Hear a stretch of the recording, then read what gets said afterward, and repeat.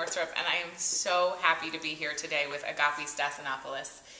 You are so beautiful. Oh, mind, body, and soul. Oh. We just met like 45 minutes ago, and I'm just loving the whole experience. Love at first glimpse. Oh, you're so clever. So Agapi just came out with her third book. It's called Unbinding the Heart, A Dose of Greek Wisdom, Generosity, and Unconditional Love. So beautiful. The title almost just makes me want to cry, right? It makes you unbind. It does, right? You feel it. Yeah. Unbinding the heart. There is such a great amount of freedom in that title, and that's something that we were talking about. So I know that this book is about 32 stories from your life. That's right. And my mother. And your mother. And can you give like just a glimpse of one of the stories that about heart opening and how that happened for you? There are so many components to how I call it like your combination lock, because there are many numbers to it, and you have to unlock one by one, and then whoop, it opens, right? Whoop, whoops, it pops, your heart pops. There was a significant moment for me that shifted me, and it had to do with the attachment that I had in my acting career. It was not even a career. It was like my acting, wanting just to get the jobs and to build into a career. And what happened in the process was an epiphany, because I went to the best drama school, the Royal Academy of Dramatic Arts, finished, recognized as a very talented actress, and went to Hollywood to do a movie that didn't work out. And then in the process, I found a lot of aspects of myself, and did a lot of yoga and meditation. But this attachment to wanting to have the acting career was my dream. Yeah. And when it wasn't happening, I had something that happened, which is in the book, and I call it St. John in the Bus. And it was a moment of where I ended up acting in a bus, and in New York. And that moment, because I took my gift unconditionally instead of waiting for Hollywood or Broadway, it unlocked me and it opened up my creativity. And what I say is that the universe loved me enough not to give me something that I so wanted, to find out what I really wanted, which was myself and my creative nature and my creativity that was not dependent on anybody hiring me. And that's what I really, my message is with this book and with my life, is that we don't have to wait for anyone to come and give us permission to have our gift. Sure, it's nice to have the job, your dream job, but if nobody's giving it to you, you go create it. Create what it is you want and activate yourself, and let other people participate in your dream. And there are many ways to do that once we don't depend on the outside. And the same thing with a relationship. You know, often as women we wait for the man the right man. And again, that's just a disservice to who we are. Right. You do your life. Life is now. Yeah, life is now. Is right now. And you do, and you set your intentions, and you can have a clear picture in your mind. Yeah. I mean, I always say, keep the picture of what you want. The end result of how you want to feel, what you want to have. Exactly, how you want to feel. That's such an important piece, because we get so caught up in I want that. The perfect picture and how it looks. Yeah. But who really cares how it looks? Exactly. If you're thirsty, you want a glass of water. Right. Does it matter if it is in a cup, in a container, no, you can have a glass of... You just want to be quenched. Or you can be the Niagara Falls. Yes, exactly. You know, it's whatever. It's like it's water, and it's... Don't get caught in the container. The container can have many forms. Yeah. And one of the things we were just talking about over a glass of water and some beautiful Brussels sprouts was freedom. And that's something that I talk about a lot. I think about it a lot. And for you, you talked about some beautiful things about trying to not get caught up in stuff and ways that you free yourself in your daily life. So do you mind sharing again what you were talking about, and if you need me to remind you, I can. Yes, I tell you about the bungee cord. Yeah, yes. The bungee cord would I be have great. this image. This is my little secret, and I'm only doing it because I love Kate. Oh, do you not talk about this usually? Not a lot. But it's between us and all your stuff. thousands fans. Yeah, okay. Just keep it a secret. Just keep it a secret. No, actually, please share this far and wide. I developed this little technique before I was performing, and I was doing my one-woman show on the Greek goddesses, and I remember I was very nervous, and I had these butterflies in my stomach, and I said, I don't want to have butterflies. So my creative imagination, which is one of the most powerful tools you can ever have in your life, access it, it's right there. I saw this bungee cord, I call it my bungee cord, from my belly to my heart chakra, to my throat chakra, to the centers, to my third eye, and into God. And this energy just came in and calmed me, because we are, through our breath, we are connected to the breath of life, whether you call it God or universe. And in doing that, I got very still inside and very calm. And out of that, there was a grounding. It was like I found my foundation, my footing. And I anchored that inside of me. And out of that, I went and performed. And I remember I wasn't nervous. I was in the moment. I was able to connect with my audience. I was able to listen inside, because I went into the zone of that presence. Beautiful. That's so And, great. and I think, as I was sharing with you, Kate, is that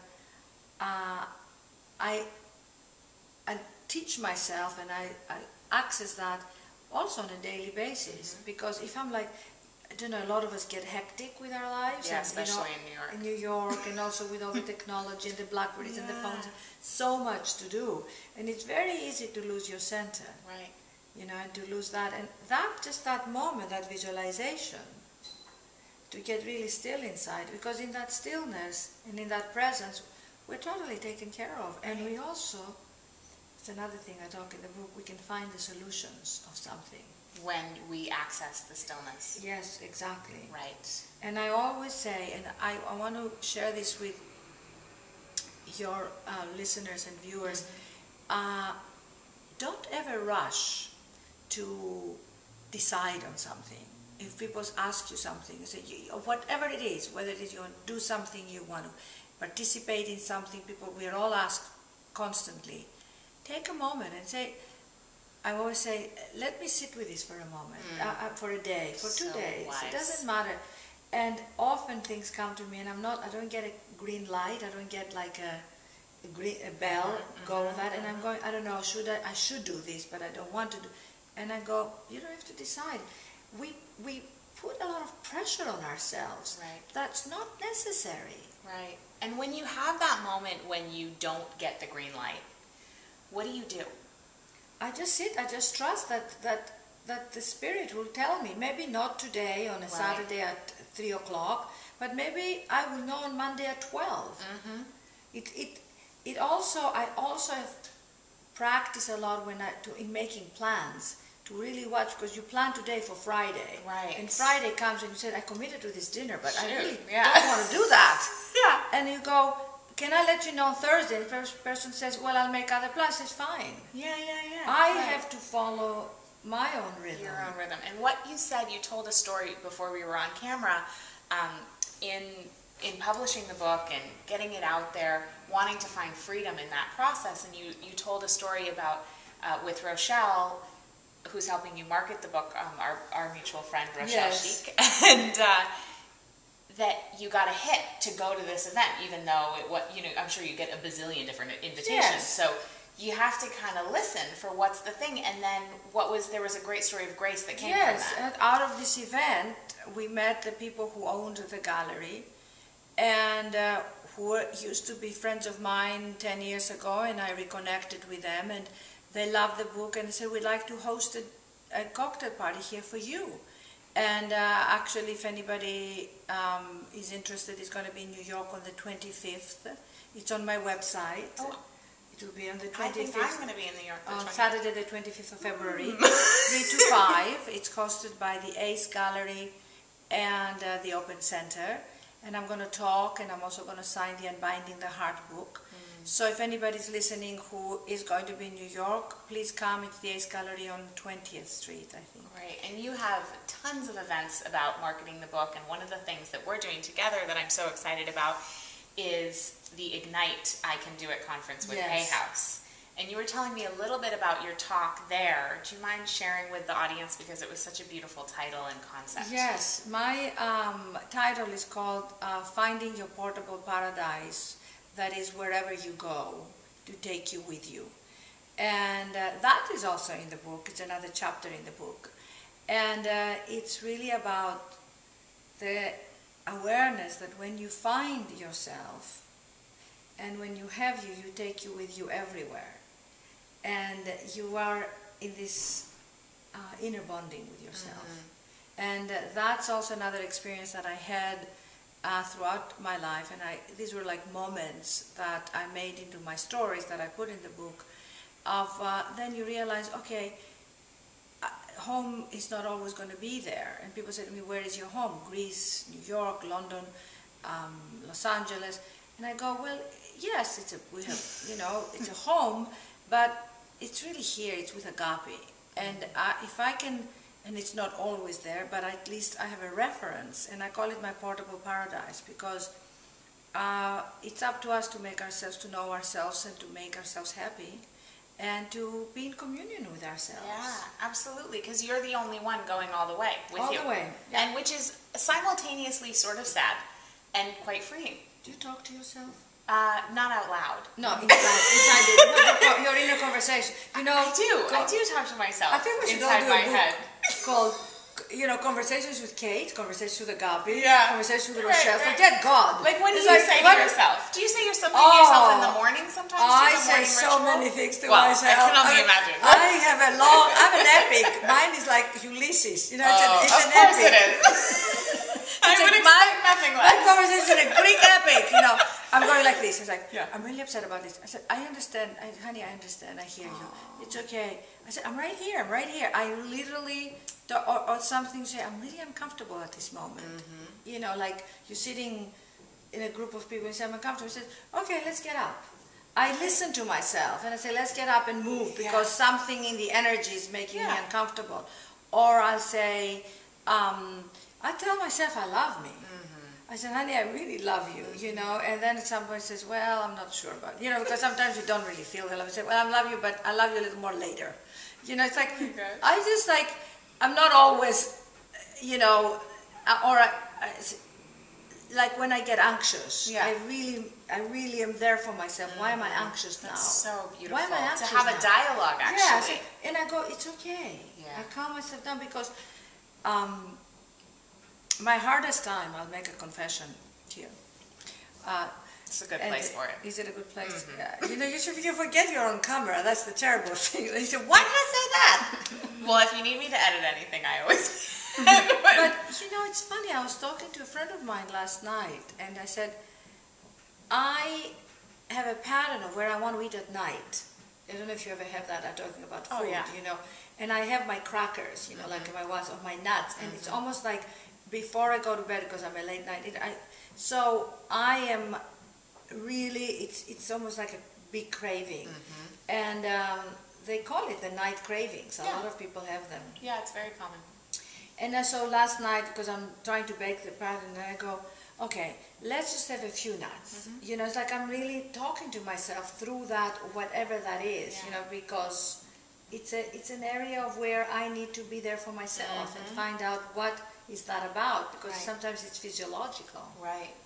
Yeah, no, well, it is very physiological, but our physiology is very much impacted by the thoughts that we think and what we tell ourselves, so it's a smart way to go. Completely. Now, one thing I wanted to ask you is just, sitting right here we are, if somebody watching at their computer or, maybe on their iPhone wants to do something to open their heart just right now, how could they do that? Buy this book. So buy the book, and then order it on Amazon while it's on its way. Yes, while it's in one the way, thing that they can do to prepare? Okay, let me see. Maybe I can read them. I can open up something. I just found this paragraph. I love it. As I look back at my life, I'm in awe of the perfection with which things unfold beyond our control, despite all of our doubts. I know that we are all connected in the deep, beneath the surface of things, just as my mother and my father were, before their two groups of friends came together on that Athens street. Though they didn't know each other yet, Something larger knew them both, and life was moving them forward. And why I wanted to, I don't know, I just happened to share this, but it's the MapQuest, the GPS of our soul. There is, right now, in this moment, there is a soul that's working with us. We might not consciously be completely aware, but the soul is there. And if we act as if that is true, right now, and own it, and say, you know, my soul is helping me, and is guiding me, and there is a bigger plan that I might not exactly know or access, but that bigger plan is working like my body is working and things are working in my life. And focus on that. And focus on that as much as you can throughout the day. It's like, shift your awareness. Just shift. It's a slight shift. Change the channel. Change the channel. That's another thing my mother used to say. Change the channel. So instead of the worry, which is a habit, and the anxiety, which is another habit, go into the trust. To say, I just give myself permission to trust. Beautiful. And then move into your calmness. You know, calmness and stillness. And we can be excited, and we can have fun, and we can dance, and we can do everything. But being still and calm is a great gift. It is. Right, Kate? Yeah. To ourselves and to each other. Absolutely. Well, it's the biggest gift is your presence, and you can only do that if you're calm. Well, that's actually not true. Yeah, but exactly. It's a different quality of presence when you're calm. Exactly. It's soothing. It is soothing. It's comforting. You know, it's comforting to be calm. Yeah, it is. I mean, when you see mothers, when you hold a baby, I mean, immediately you move into calmness, right? Or you have to. Yeah. Because you've got that, That being there that needs you Right. to calm it. And I think in a way, somehow we have to do that for ourselves. And the way you described your dialogue with yourself is really much like that. So I have one final question with you, which is, when do you feel the most free? You know, funnily enough, I feel the most free when I speak. When I speak at a group of people, I get so happy. I get so free. So if you know any groups of people who want me to speak, I'll be right there. Just call me, agapigold@aol.com, or text me.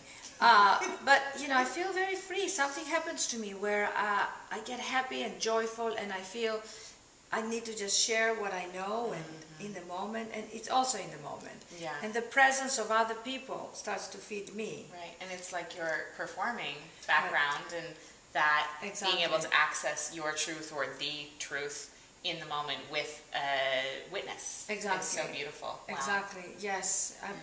That's so true. Yeah. So go and get this book. It is so beautiful. You are so beautiful. Thank you, Go Kate. visit unbindingtheheart.com and like Unbinding the Heart on Facebook as well.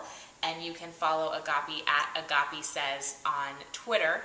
And her name actually means unconditional love. How good is that? And also at my website, unbindingtheheart.com, I have a beautiful guided meditation called Come into the Presence of Your Heart. Okay, great. And it just like do that. take people into the presence and the walk. And I do it to myself, like you said to me, what I do in the morning. Because I don't know about you, but I never wake up in the morning feeling fantastic. And I don't know who does, you know. I mean, first I have to have my espresso, and then I start to kind of function. And so I feel if I call myself present in my heart, and it's like this calmness of the ocean or the sea or the trees, but I visualize it inside of me, and then come present, and I open up my heart. And if you open up, then you allow life to be there and other people to be there for you, and you're there for other people. Beautiful. Thank you so much for coming on my show. So much.